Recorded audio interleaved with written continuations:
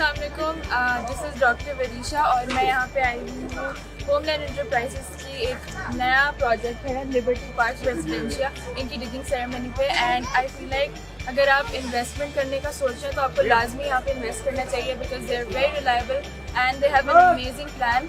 So yes, if you are planning investment this should be your go to, क्योंकि 2.5 साल के अंदर आपको अपना घर मिल सकता है और ये मुस्तकबिल है कराची का। Yes, you should definitely invest here if you are planning to.